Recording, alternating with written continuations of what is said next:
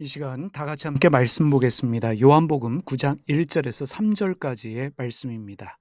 예수께서 길을 가실 때 날때부터 맹인된 사람을 보신지라 제자들이 물어 이르되 라피어 이 사람이 맹인으로 난 것이 누구의 죄로 인함이니까 자기이니까 그의 부모이니까 예수께서 대답하시되 이 사람이나 그 부모의 죄로 인한 것이 아니라 그에게서 하나님이 하시는 일을 나타내고자 하심이라. 하나님이 하실 일이 있습니다. 라는 말씀 제목 가지고 함께 말씀 나누겠습니다. 예수님이 길을 가실 때에 태어날 때부터 시각장애인이 된 사람을 보셨습니다. 제자들은 예수님께 시각장애인으로 태어난 것이 누구의 죄 때문인지를 물었습니다.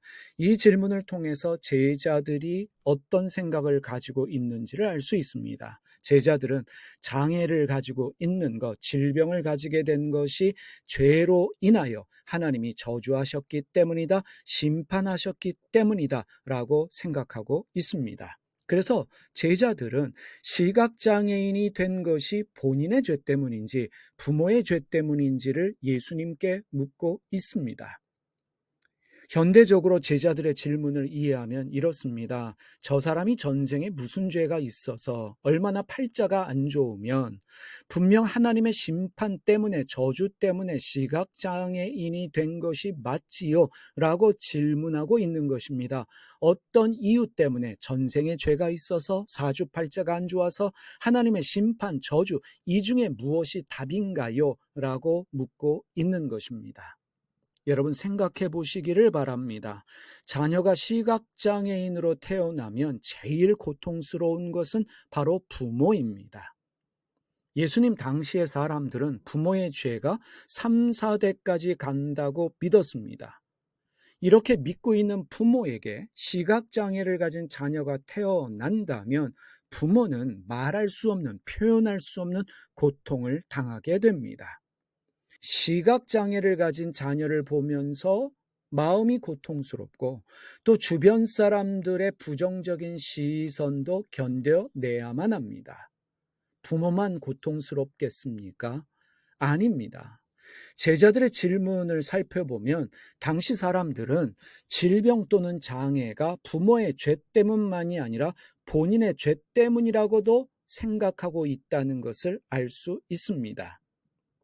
시각장애를 가진 당사자는 앞을 보지 못하는 장애의 고통과 더불어서 내 죄가 무엇인지 스스로 자책하면서 평생을 살아야 합니다. 자신 때문에 괴로워하고 있는 부모를 보면서 살아야 하고 앞을 보지 못하는 고통 속에 살아야 할 뿐만 아니라 내 죄가 무엇인지를 스스로 자책하며 살아야만 합니다. 그런데 예수님은 누구의 죄 때문이 아니라 그를 통하여 하나님이 하실 일이 있기 때문이다 라고 말씀하셨습니다. 예수님의 이러한 말씀을 통해서 우리는 중요한 두 가지를 오늘 깨달아야 합니다. 그 첫 번째는 하나님이 하실 일이 있다입니다. 이것이 우리의 믿음이 되어야 합니다. 생각하지 못한 고난이 닥칠 때, 이런저런 문제들이 생겨서 힘들고 어려울 때 우리는 무엇을 믿어야 합니까? 내가 무슨 잘못이 있어서, 내가 전생에 무슨 죄를 지어서 라고 말하며 스스로 자책하는 것이 아니라 부모나 자녀, 배우자 또는 그 누군가를 원망하며 질책하는 것이 아니라 하나님이 하실 일이 있다, 그것을 믿어야 합니다. 우리 가정에 어려운 일이 생겼습니다. 나에게 이런저런 힘든 일이 생겼습니다. 이렇게 힘든 일을 당하는 이유가 무엇인가? 누구 때문인가? 나 때문인가? 남편 때문인가? 아내 때문인가? 아니면 자녀 때문인가? 누구 때문도 아닙니다. 하나님이 하실 일이 있기 때문입니다. 그렇다면 하나님이 하실 일이 무엇이겠습니까? 이것이 오늘 중요한 질문입니다. 예수님은 시각장애인의 눈을 뜨게 해주셨습니다. 그게 하나님의 하실 일이었습니다. 하지만 우리에게 생겨난 고난과 어려움을 통해서 하나님이 어떤 일을 하실지 우리는 알 수 없습니다. 요셉은 형들에 의해서 옷이 벗겨졌습니다. 구덩이에 갇히고 이집트의 노예로 팔려갔습니다. 그러나 요셉은 하나님이 그 일을 통해서 어떤 일을 하실지 전혀 알지 못했습니다. 누명을 쓰고 감옥에 갇히게 되었을 때 하나님이 어떤 일을 행하실 것이다 전혀 기대하지 못했습니다. 그럼에도 불구하고 하나님은 하실 일을 하셨습니다. 하나님이 어떤 일을 하실지 요셉이 알지 못했지만, 하나님이 어떤 일을 하실지 전혀 기대가 없었지만, 그럼에도 불구하고 하나님은 하실 일을 하셨다는 사실입니다. 오늘 말씀에 등장하고 있는 시각장애인, 하나님이 하실 일이 무엇인지 전혀 알지 못했습니다. 알 수도 없었습니다. 기대하지도 않았습니다. 시각장애인은 어떤 기대도 하지 못했지만, 주변 사람들은 어떤 기대도 하지 못했지만 하나님은 그에게 하실 일을 하셨습니다. 여러분, 어떤 상황에서도 고백하시기를 바랍니다. 나에게 이런 일이 생긴 것은, 이런 어려운 일이 생긴 것은 하나님이 하실 일이 있기 때문이다. 그런데 여러분, 하나님이 하실 일이 있음에도 불구하고 어려운 일을 당하는 우리는 사실 힘들고 괴롭습니다. 힘들고 괴로운 이유가 무엇이겠습니까? 우리는 하나님을 믿습니다. 하나님을 믿으면서도 괴롭고 힘든 이유가 어디에 있겠습니까? 내 뜻대로 일이 풀리지 않기 때문에 괴롭고 힘든 것입니다. 내가 원하는 것과 같이 내가 뜻하는 대로 빨리 해결되지 않기 때문에 사실은 힘들고 괴로운 것입니다. 요셉이 감옥에 갇혔습니다. 그런데 요셉의 감옥 생활은 다른 사람에 비해서 그렇게 어렵고 힘든 일은 아니었다 우리가 상상할 수 있습니다. 왜냐하면 감옥 책임자에게 인정을 받아서 감옥의 일을 도맡아서 하고 있었기 때문입니다. 그 감옥은 왕궁에 관한 일들을 하는 사람들이 갇혀 있는 감옥이었습니다. 하지만 요셉이 믿고 있었던 것이 있었습니다. 나는 술관원의 도움으로 감옥에서 빨리 나갈 수 있다. 나의 누명은 벗겨질 수 있다. 라고 믿었습니다. 그런데 그렇게 믿고 있던, 기대하던 술관원이 요셉을 기억하지 못하면서 감옥 생활이 길어졌습니다. 그래서 요셉이 절망한 것입니다. 감옥 생활이 힘들고 어렵기 때문에 절망한 것이 아니라 내 뜻대로 일이 풀리지 않기 때문에, 믿었던 술관원이 나를 잊어버렸기 때문에, 내 생각보다 감옥 생활이 길어지고 있기 때문에 고통스러운 것입니다. 내 기대와 뜻대로 일이 풀리지 않아서 요셉의 마음이 고통스러운 것입니다. 우리는 말합니다. 우리는 믿고 있습니다. 하나님이 하실 일이 있다. 이 말씀의 의미가 무엇이겠습니까? 하나님이 하실 일이 있다는 것은 하나님은 나의 기대와 소망대로 일하시는 것이 아니라 하나님의 때, 하나님의 방법으로 하나님이 일하신다는 말씀입니다. 다시 한번 말씀드립니다. 하나님이 하실 일이 있다. 나의 기대와 소망대로 일하신다는 것이 아니라, 내 뜻대로 일하여 주신다는 것이 아니라 하나님의 때, 하나님의 방법으로, 하나님의 뜻대로 일하신다는 말씀입니다. 여러분, 욥을 보시기를 바랍니다. 욥은 이해할 수 없는 고난을 당했습니다. 왜 고난을 당했습니까? 하나님이 욥에게 하실 일이 있었기 때문에 욥에게 고난이 허락되어졌습니다. 그런데 욥기를 자세히 들여다보십시오. 하나님께서 어떻게 욥의 고난을 해결하셨는지, 언제 그 문제들을 고난을 해결하셨는지 성경은 정확하게 말하지를 않습니다. 무엇보다 왜 욥에게 고난이 허락되어졌는지, 그 이유에 대하여 성경은 침묵하고 있다는 사실입니다. 여러분, 이것이 바로 신앙의 신비입니다. 하나님이 어떻게 일을 하실지, 어떤 일을 하실지, 언제 일을 하실지 우리는 알 수 없습니다. 나에게 무슨 일을 하실지, 언제 그 일을 하실지 알 수가 없다는 것입니다. 이것이 신앙의 신비입니다. 여러분, 신앙의 신비 앞에서 내 뜻을 내려놓아야 합니다. 나의 기대도 내려놓아야 합니다. 빨리 이루어지기를 바라는 조급함도 버려야 합니다. 사람을 기대하는 마음도 버려야 합니다. 다만 이것을 믿으십시오. 하나님이 하실 일이 있다. 이것을 믿는 여러분과 제가 되기를 소원합니다. 다윗은 자신을 죽이려고 하는 장인 사울왕을 피해서 도망자로 광야를 떠도는 인생이 되었습니다. 왜 이런 고난이 허락되어졌습니까? 하나님께서 다윗에게 하실 일이 있기 때문에 허락하신 일들입니다. 하지만 다윗으로서는 알 수가 없습니다. 내가 왕이 될 수 있을지, 언제 왕이 될지, 어떻게 왕이 될지 알 수가 없습니다. 내 생각으로 어떤 일을 기대하면 기대할수록 실망만 커진다는 사실입니다. 시간에 대한 조급함을 가지게 되면 빨리 하나님이 일하셨으면 좋겠다라고 생각하는 그 조급함이 내 안에 있으면 나도 모르게 하나님보다 앞서가게 됩니다. 서두르게 됩니다. 그러다 사람을 의지하게 되고 사람 때문에 힘들어지고 사람에게 배신당하는 일들이 생겨납니다. 그래서 결국에 내 마음만 더 힘들어지게 된다는 사실입니다. 도망자 다윗의 고백입니다. 시편 37편 5절에서 7절의 말씀입니다. 내 길을 여호와께 맡기라. 그를 의지하면 그가 이루시고 내 의를 빛같이 나타내시며 내 공의를 정오의 빛같이 하시리로다. 여호와 앞에 잠잠하고 참아 기다리라.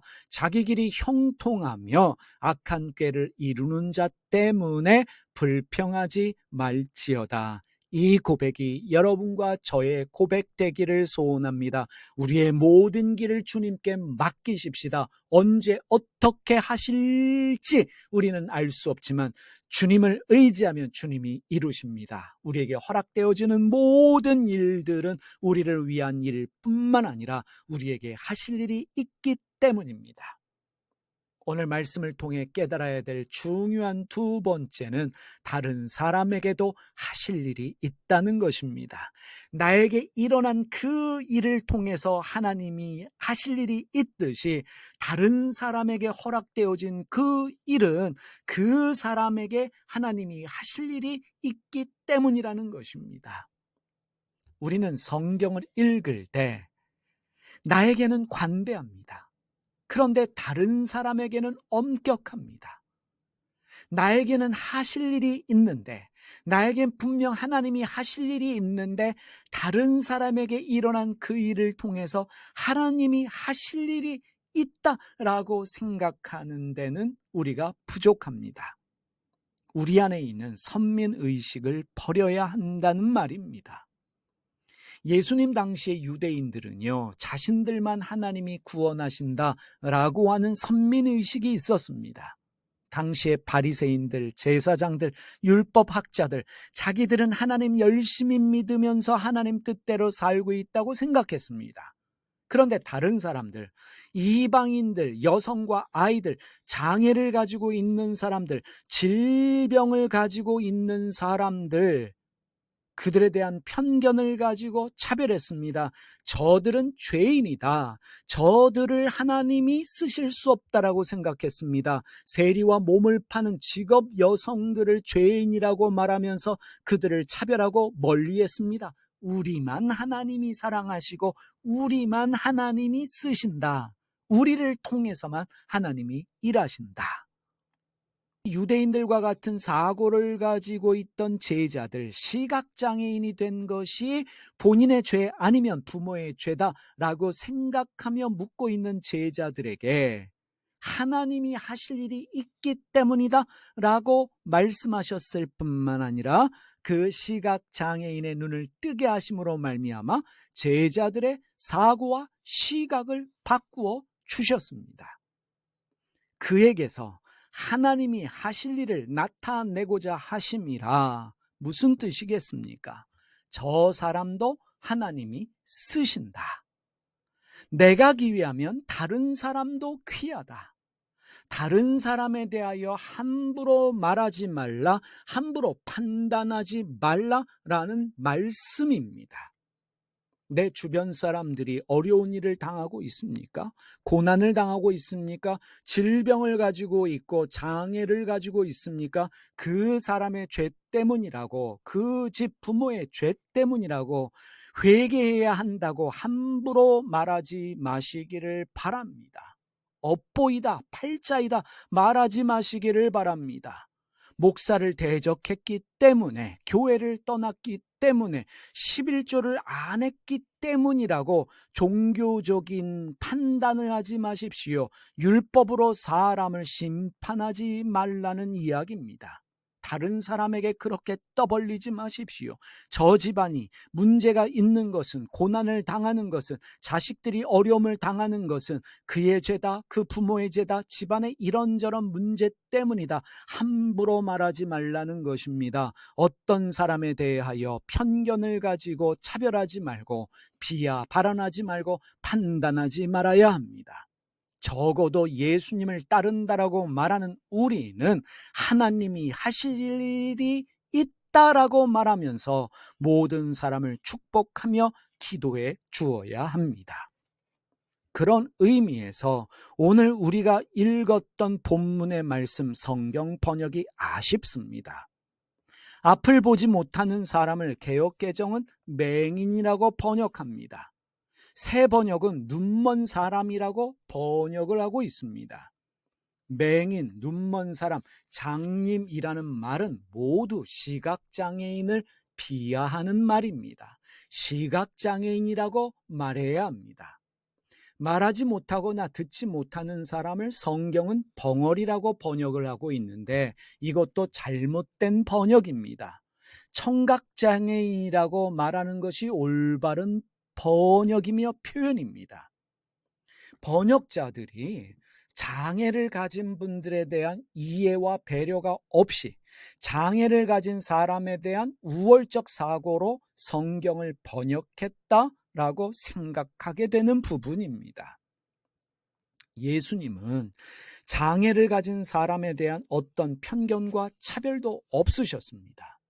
하나님이 그를 쓰신다라고 말씀하셨습니다. 네가 쓰임받을 수 있는 것처럼 저 사람도 쓰임받을 수 있다. 사람에 대한 편견, 차별이 없으셨습니다. 그런데 오늘 우리의 현실은 어떠합니까?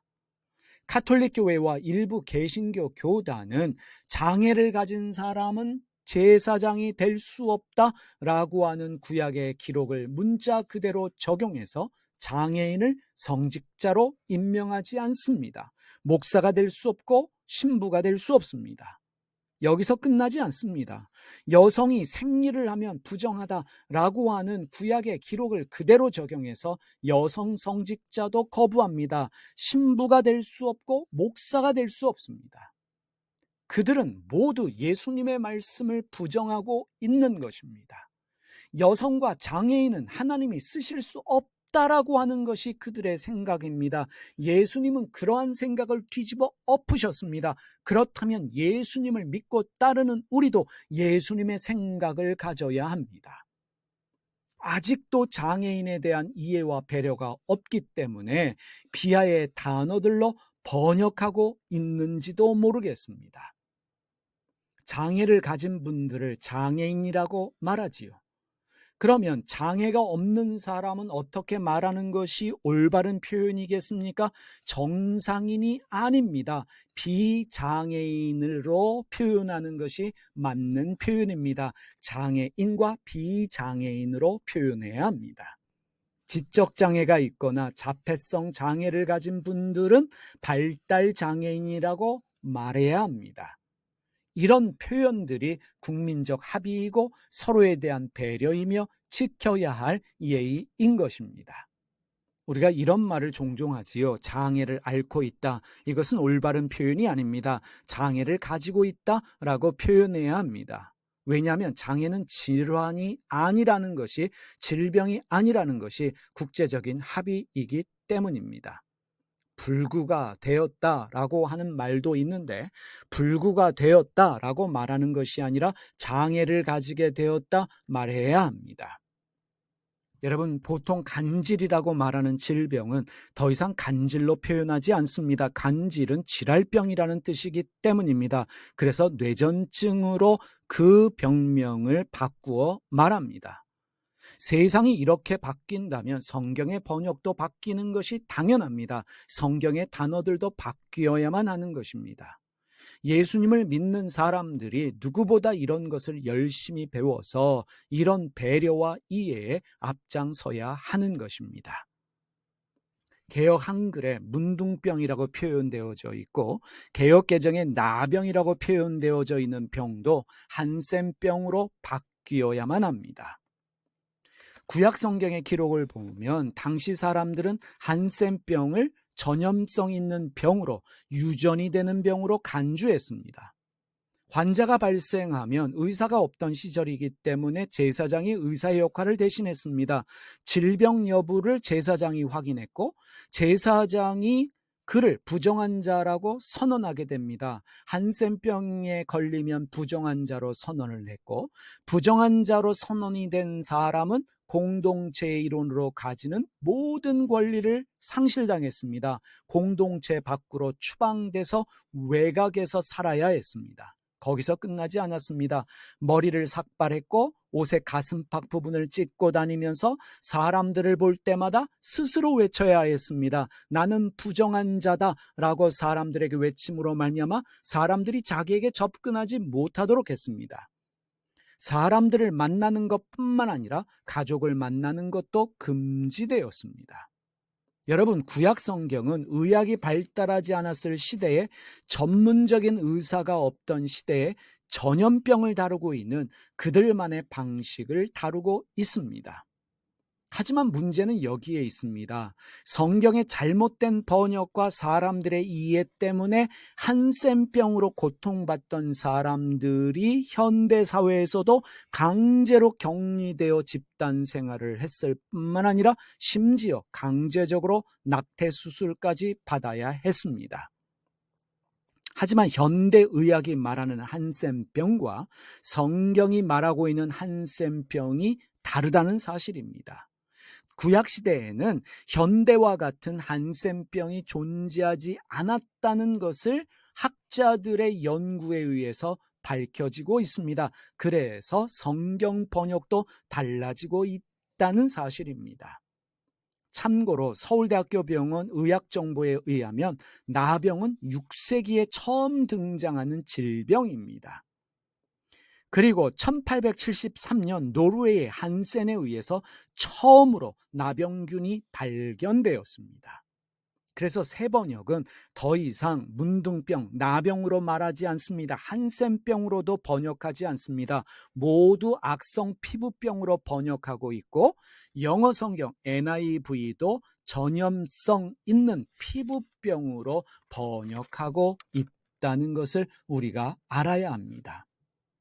이런 변화가 가능한 이유는 한센병으로 고통받는 자들과 함께 했던, 그들의 아픔과 고통을 알고 있던 의사들, 학자들의 노력이 있었기 때문에 이러한 변화들이 일어난 것입니다. 그래서 성경 번역이 달라지고 한센병에 대한 이해가 달라진 것입니다. 오늘 말씀 정리하겠습니다. 여러분, 어려운 일이 생겼습니까? 고난과 고통이 있습니까? 어떤 질병과 장애가 있던, 문제가 있던, 하나님이 하실 일이 있다는 것을 믿으시기를 바랍니다. 언제 어떻게 하나님이 일하실지 알 수는 없지만 하나님이 하실 일이 있음을 믿으시기를 바랍니다. 우리가 알 수 없지만 주님 앞에 언제 어떻게 하나님이 일하실지 우리는 알 수 없지만 주님 앞에 잠잠히 참고 기다리면 분명 하나님이 일하실 줄 믿습니다. 두 번째로, 하나님은 나에게만 하실 일이 있는 것이 아닙니다. 어떤 사람의 질병 또는 장애에 대해서, 문제에 대해서 판단하거나 지적하지 말고, 함부로 말하지 말고, 그를 통해서도 일하시는 하나님을 기대하며 축복해 주시기를 바랍니다. 나를 통해서도 일하시지만, 나를 위해서도 일하지만, 저 사람의 당하는 어려운 일, 허락되어진 고통과 문제를 통해서도 하나님이 일하신다. 그 믿음을 가지고 기도하면서 축복해 주시기를 바랍니다.